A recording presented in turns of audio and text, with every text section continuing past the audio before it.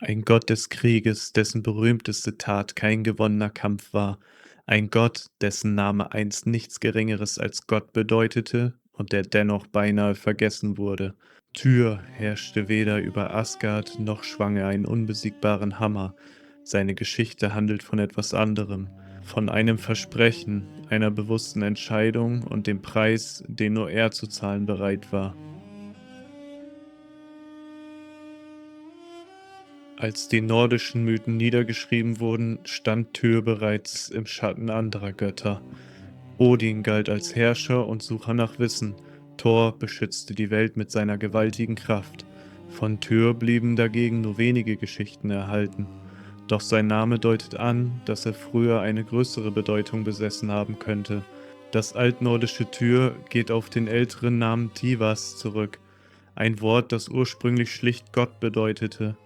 Welche Stellung Tyr einst wirklich hatte, wissen wir heute jedoch nicht mehr. Die Prosa Edda beschreibt Tyr als kühn, beherzt und weise. Krieger sollten ihn anrufen, wenn sie im Kampf auf einen Sieg hofften.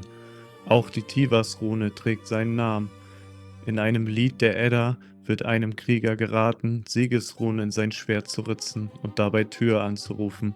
Sogar im englischen Namen Tuesday lebt die Erinnerung an ihn weiter. Tyr stand also für den Kampf, aber nicht für blinde Raserei.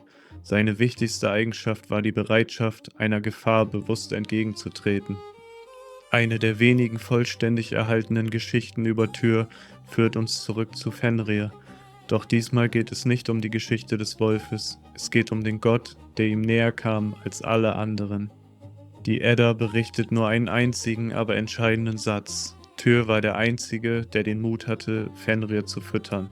Ob zwischen ihnen wirklich Freundschaft oder Vertrauen entstand, erfahren wir nicht. Doch während die anderen Götter in Fenrir nur den zukünftigen Feind sahen, trat Tyr dem Wolf unmittelbar gegenüber. Sein Mut zeigte sich also schon lange, bevor er seine Hand opferte. Auch Tyr kannte die Prophezeiung. Fenrir sollte eines Tages Odin töten und während Ragnarök großes Unheil über die Götter bringen. Tyr stand deshalb nicht außerhalb ihres Plans. Er wusste, warum sie den Wolf fürchteten, und er half ihnen bei dem Versuch, diese vorhergesagte Zukunft zu verhindern. Zuerst versuchten es die Götter mit der Eisenkette Läding. Fenrir zerriss sie mühelos. Der Wolf bewies seine Stärke, doch bei den Göttern wuchs nicht die Bewunderung, sondern nur die Angst. Auch die stärkere Kette Dromi konnte Fenrir nicht halten. Gewöhnliche Kraft würde nicht ausreichen. Deshalb ließen die Götter Gleipnir erschaffen. Das dünne magische Band war stärker als jede Eisenkette. Damit veränderte sich jedoch auch ihr Plan. Es ging nicht länger um eine ehrliche Prüfung der Stärke. Um Fenrir zu fesseln, mussten die Götter ihn täuschen. Fenrir durchschaute die Gefahr. Er erklärte sich nur unter einer Bedingung bereit, Gleipnir anzulegen. Einer der Götter sollte seine Hand in sein Maul legen, als Pfand dafür, dass sie ihn wieder befreien würden. Mit dieser Forderung zwang Fenrir die Götter, ihrer Täuschung einen persönlichen Preis zu geben. Plötzlich herrschte Schweigen. Keiner der Götter wollte seine Hand anbieten. Da trat Tyr hervor. Warum gerade er diese Entscheidung traf, erklärt die Überlieferung nicht. Vielleicht fühlte er sich verantwortlich, weil er Fenrir näher gestanden hatte als die anderen. Vielleicht wusste er auch, dass sein Versprechen bedeutungslos war, wenn niemand bereit war, selbst dafür einzustehen. Tyr legte seine rechte Hand zwischen Fenrirs Kiefer. Es war dieselbe Hand, mit der er den Wolf zuvor gefüttert hatte. Nun wurde sie zum Pfand für ein Versprechen, von dem Tyr wusste, dass die Götter es nicht halten würden. Er stoppte die Täuschung nicht, aber er versteckte sich auch nicht hinter ihr. Tyr verband den Plan der Götter mit seinem eigenen Schicksal. Als Gleipnir angelegt wurde, versuchte Fenrir das Band zu reißen. Doch je stärker er dagegen ankämpfte, desto fester zog es sich zusammen.